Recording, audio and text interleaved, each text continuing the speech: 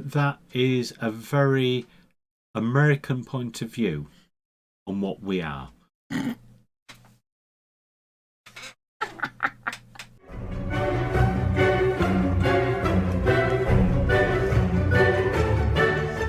Hi there, I'm Alan. And I'm Caroline. And today we're doing average American versus average British person. How do they compare?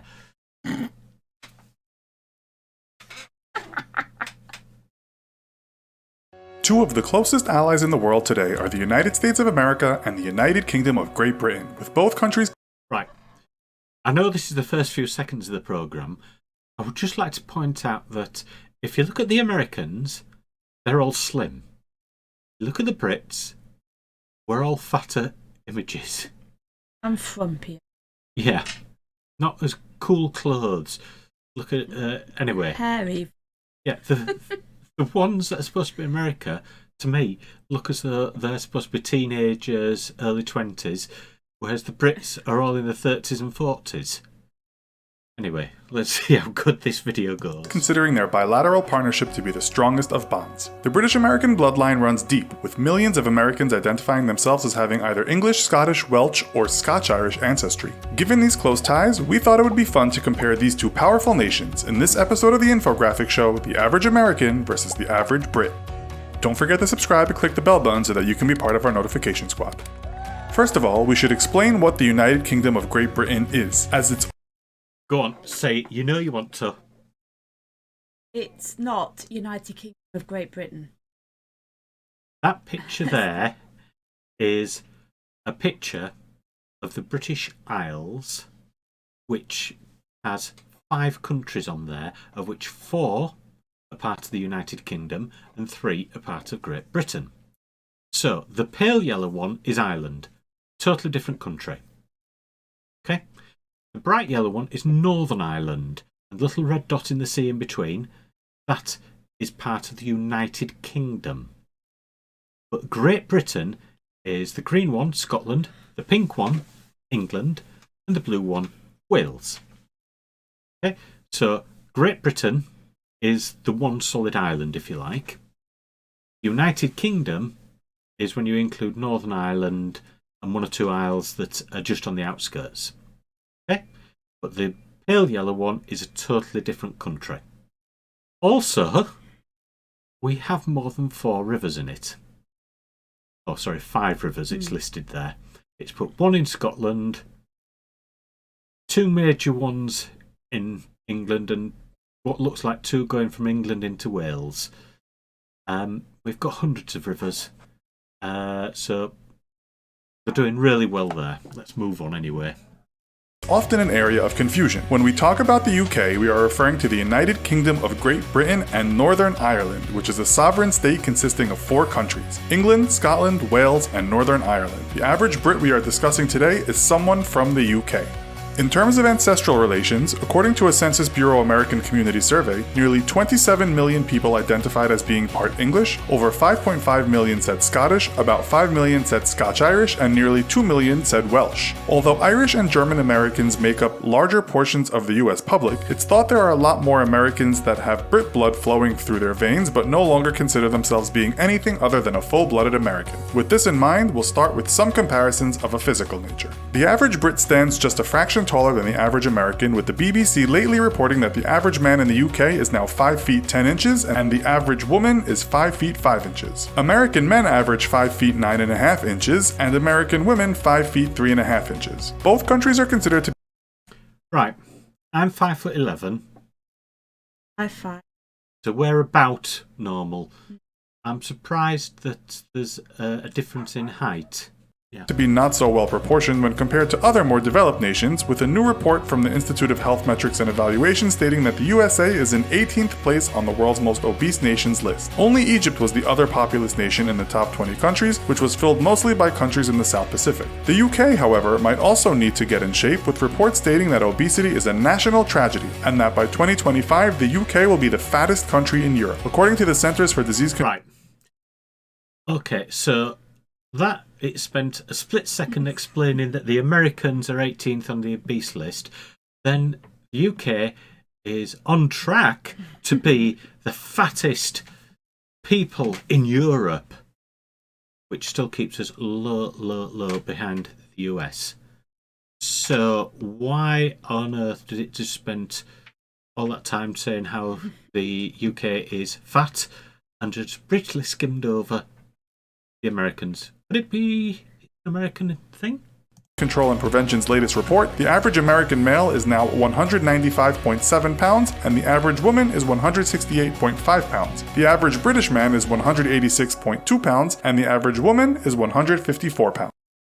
What did I say? Big differences. They're not a small difference. 186 to 195. That is a lot of a difference in average.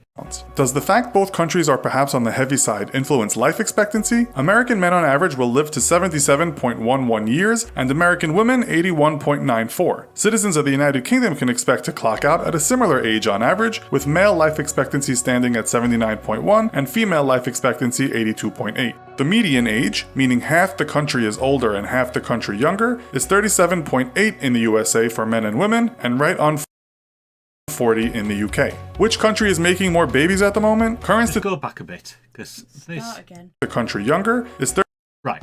So, another quick question here that you might be able to answer me. Right? We have got a longer life expectancy, and most of ours are over the age of 40. 50% is over the age of 40, where yours is 37.8. But the life expectancy is hardly any difference. Does that mean that we've got more people who are older in the UK? Look, next bit. 37.8 in the USA for men and women, and right on 40 in the UK. Which country is making more babies at the moment? Current statistics state that the US and UK are similar here, with births per woman in America averaging 1.84 and in the UK 1.9. Marriage rates have decreased in many developed nations. Right, So so how have they got that then? right, let's go back to this. Right, so 1.84 births. 4 and in the UK 1.9. Right, so where's the other bits gone? I know, Yeah, we know yeah. statistics, we're just messing Yeah. about. But if we're actually having more babies than America, surely we should have roughly the same amount of, if not more, younger than older. Funny that. Anyway. 9. Marriage rates have decreased in many developed nations over the last few decades. According to the CDC, in 2015, 6.8 people per 1,000 of the total population tied the knot in the USA, while in the UK that number was 4.5 per 1,000. Around 42% of UK marriages end in divorce, with almost half. Right, here we go again. I think the marriage rate is down to the fact that in America, I think you're more religious, you're more likely, as a percentage, to get married. Whereas in the UK, it's more of a not necessarily the done thing, although many people still do. But it may be that in America you feel that you're more obliged to get married, whereas in the UK, if you have a baby out of wedlock, you may live with a person, but it doesn't necessarily mean you have to get married. Divorce rate probably kicks it so that the same amount of people at the end of the day stay married, roughly speaking, as would do in either country. So in actual fact, the fact that more Americans are getting married does not mean that there's any more that are staying married. That's my guess. What do you think? Yeah. Half of US marriages ending the same way. On that sobering note, we'll take a look at money matters. In terms of industry, both nations are considered champions of the world, but according to the United Nations Economic Commission for Europe, the USA citizen grosses a higher salary than the average UK person. The average gross salary in the USA was the 5th highest in the world at $4,893 per month, while the UK sat in 14th place on the list with an average of $3,461 per month. In terms of cost of living, Americans might need the few extra dollars, with one report putting the USA in 18th place in the world on a cost of living index, and the UK in 29th place. We must also note that cost of living and wages can change dramatically from city to city. If we take a look at the economics Big Mac index, we find that the cost of a Big Mac in the US is $5.06, while the Brits only pay $3.73. At the same time, the index shows someone in London has to work on average 1 minute longer than someone in New York to buy the same burger. At the high end of the earnings scale, the US is Just go back a touch there again. I've just noticed that the man's not got a money bag. Right, You so see? so not only do you earn more? You get more bags, right? You've got the very slim woman next to you. We've got somebody with glasses and only one bag next to us. The man's got a bag of money, the woman's got a bag of money. Over there, just the woman's got the bag of money, so the man's not doing too well. The thing that made me stop was the McDonald's part. Right? So it says here that let's go there. $5.06 for a Big Mac and $3.73 for a Big Mac in the UK. Now, obviously, these prices might be slightly out of date. Things change. But it said on average it's about a penny difference or a cent or something like that difference that you have to work. A minute, that was it, a minute difference you have to work in the UK to get the same.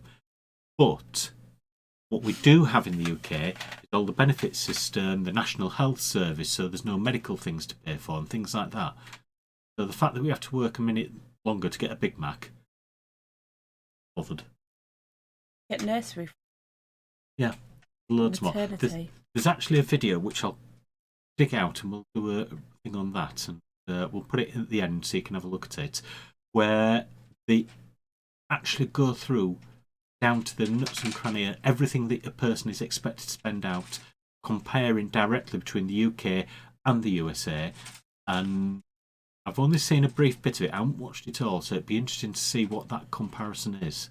But anyway, see the next one. $3.73. At the same time, the index shows someone in London has to work on average 1 minute longer than someone in New York to buy the same burger. At the high end of the earnings scale, the US is home to the richest man on the planet, Microsoft co-founder Bill Gates, whose fortune amounts to around $87 billion. The richest person in the UK is actually listed as two brothers, who are part of the Hinduja family. Their net worth is around $16.9 billion. Right, obviously this is out of date. You've got Elon Musk, you've got the owner of Amazon, I can't remember his name off the top. They, I believe, are both wealthier now than Bill Gates. I mean, obviously he's extremely wealthy. Won't mind a bit of his money. But and as to the brothers, I believe they still are the wealthiest in the UK. People assume that it's the Queen. The Queen, if she sold all of her property and everything that she has rights to, yes, she probably would. But the way that the monarch works, part of it is the monarchies and part of it is the Queen. So in that respect, I believe that that's why they're the wealthiest. They could put their hands on that money, whereas the Queen couldn't. I think that's the difference. $1 billion, according to Forbes. In total, there are 134 billionaires based in the UK, according to the Sunday Times, while the USA has the most billionaires in the world at 565. What do Americans and Brits get for all their hard work? Well, the Brits don't work as hard, according to one study that divided the total number of hours actually worked by the... Right, so we don't work as hard, we're fatter, we have to work longer for a Big Mac. Yeah, and apparently we don't have any slim cartoon characters, right? Okay, this is going well. I know what it's going to say. We work less hours than Americans, or is it that we work cleverer hours? So we put more effort into the hours that we do work. Let's see what it says. The average number of people in employment per year. The USA was 16th on the list at 34.40 hours per week, and the UK was 24th on the list at 32.25 hours per week. The Brits also get more time off, with workers by law given 5.6 weeks of paid vacation time per year. In the US, there is no such law, and paid time off is an agreement made between the employer and the employee. The average paid days off in the US is said to be about 10 days, with that number increasing with the number. That is horrendous. It is that. I thought they did get some. I did heard him say that the average is 10 days off. But that's agreed, isn't it? With That's your only if the employer agrees. Yeah. And then you get more the more you work. Which is not here. Yeah. 5.6 weeks isn't the end of it. You can have 6, some people have 7 weeks holiday a year. Plus what we call bank holidays. Those are national holidays. Which, it really is... That is horrendous. I don't think there's any modern country has that in place apart from the United States. That is horrendous. So yes, you do work more hours than us because we like to sit on the beach and enjoy ourselves. That's why we work. Not necessarily like this one here with baby chucking Yeah, stuff all that over the sounded boy. lovely. Mind you, we've got a nice slim one and a muscular one this time. The cartoon characters. Where's the muscular one? Mind. Oh, yeah, I see. Yeah, Yeah, he's got boobies. Right. He's got no feet, neither has she, or hands, but the baby seems to be having a lot of fun. Anyway, you can tell we digress a bit. Number of years in a certain job. The UK has less public holidays though, at 8 days, with the US enjoying 10 national public holidays. Americans may work harder, but they also seem to be getting more for their buck. While the British public have been dealing with drastically increasing property prices, they also live in very small abodes. Studies have found that Britain's houses on average are some of the smallest in Europe at around 818 square feet. American citizens on average can enjoy much larger living areas, with the average house size being around 2,160 square feet. The US also has more in terms of vehicle ownership. America is third on the list of number of vehicles owned per 1,000 people, at 797, excluding motorcycles and anything else on two wheels. The UK lies in 34th place on the same list with 519 vehicles per 1,000. 2 points. Yes, we've got smaller houses because we've got more people living per square metre or square foot of land. Yes, we've got less cars because we've got a working public transport system. I know from watching other people on YouTube, etc., that your trains are significantly everywhere, and buses are sort of last resort. And equally, whereas we may walk up to the shops, you have to go in the car. So that's, again, it could be down to distance between where you live and where the shops are. Whereas us, it'd be half a mile away maximum to walk to a shops, to the main centre of a place, whereas you, it could be a couple of miles to drive. So there are differences, but that's probably just because of land. But as to the number of cars per person, per 1,000 people, I would say ours has increased. But that's my own personal view on that, I would say. People. Rising property prices, expensive cars. What does this mean in terms of borrowing money? Household debt statistics, which is measured by all money owed to financial institutions, whether it be for a house or a BMW, has both the UK and the US in the top 10 countries of the world. For 2016, the UK was in 6th place on the household debt list, and the US not far behind in 7th place. UK citizens looking for a higher education and a good start in life might also have to take on a lot of debt before they actually embark on a career. While much of Europe enjoys a free ride or low-cost higher education, England is now said to be the most expensive place in the world to get a college degree. The latest reports state UK nationals attending an English university can expect annual tuition to be $11,715. That is correct. I know for a fact that we are probably one of the most expensive places in the world for university. Having said that, we were one of the first countries in the world to have universities, or as you call them, colleges. From a practical point of view, 11,715. Yeah, it probably is in American dollars. We've got a daughter who's at university at the moment, so yeah, I would agree 100% on that. If you go to Scotland and live in Scotland, it's free. But the best universities, there may be a couple that are in Scotland, but most of them are in England. Purely and simply because there's more of a population in England. We do get an awful lot of students coming from US, China, well, basically every country in the world to go to the UK universities. But I would assume that would be the same in most countries, that people go everywhere to find out more about the world. Certainly in the UK, where our daughter is, there are loads of people from different countries speaking different languages, obviously learned English to go to the university, but you know, there are a lot of countries. Compared to the $9,410 Americans pay on average per year. On average, the class of 2016 in the USA owed around $37,172 in loans, while students graduating from a university in England could expect to owe as much as something in the region of $40,000 to $55,000. Scotland, Wales, and Northern Ireland all have cheaper university tuition fees, or no tuition fee for Scottish people studying in Scotland. Students may still have to borrow to study though, with a recent report by the Student Loans Company stating the average student debt in Northern Ireland and Scotland was around $26,000 and $15,000 respectively. The Welsh have part of their tuition fees paid for by the Welsh government, but students still rack up debts on average of around $24,000. UK citizens may take some comfort in matters of healthcare, with most costs covered by Britain's National Health Service. Americans are not so fortunate, with an article in The Atlantic this year stating that more than a quarter of Americans said that someone in their household was struggling to pay off crushing medical debts. With that, we come to the end of today's show. Head on. So, I would say that that is a very American point of view on what we are. Yeah, there's nothing that's really outrageously wrong there, but perhaps not necessarily 100% correct, would you say? I mean, let's set that up. Oh yeah, it's that older one. Yeah. There are a couple of videos that there's one I've already done, which is the National Health Service, which you can have a look at that, where I point out one or two things that I do think is misunderstood in America about the National. And there's another video which I'm going to try and find and hopefully do a video for that very, very soon, which is all about the different cost comparisons between the UK and the US, because I think that would be more interesting than what it says there is on this. This is more of a general comparison, I think. That, but you want to add? Right. Well, by all means, please subscribe, like, comment, share, and you'll notice at the end there's 2 videos there that you might find of interest. So, speak to you on the next video. Bye for now. Bye.